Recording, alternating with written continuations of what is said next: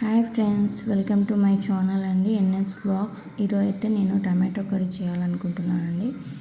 ఈరోజు tomato curry కోసం ఇక్కడ టమాటోస్ కట్ చేసి పెట్టుకున్నానండి.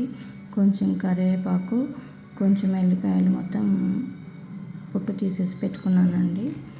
తర్వాత టమాటో కర్రీ కోసం ఒక గిన్నె తీసుకొని దానిలో కొంచెం ఆయిల్ వేసుకొని పోపు కోసం వేడి చేసుకోవాలండి. ఆయిల్ హీట్ అయిన తర్వాత దానిలో మనము తిరువాత చేసుకోవడానికి కొంచెం అందులో ఆయిల్ వేడైన తర్వాత ఆవాలు ఆవాలు వేడవుతున్నప్పుడు జీలకర్ర వేసుకోవాలండి. జీలకర్ర ఆవాలు కొంచెం వేగుతున్నప్పుడు ఫస్ట్ తీసుకున్న ఎల్లిపాయలు దానిలో వేసి కలపాలండి. ఎల్లిపాయలు కొంచెం రెడ్ అవుతుంటే అప్పుడు కరివేపాకు వేసుకోవాలి.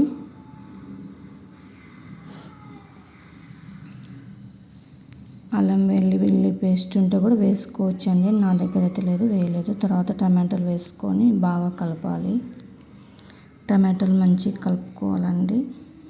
దీనిలో ఆయిల్ కూడా ఎక్కువ వేయడం లేదండి. నేనైతే లైట్గా వేసుకున్నాను ఆయిల్.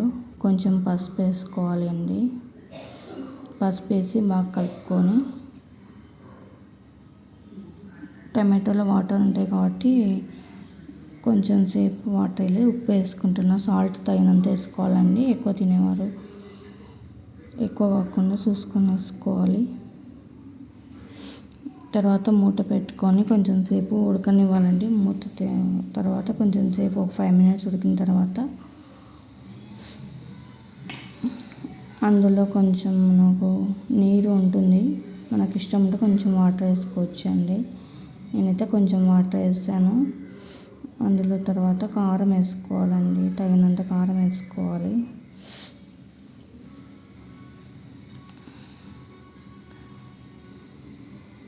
బాగా ఉడుకుతున్నప్పుడు మనకి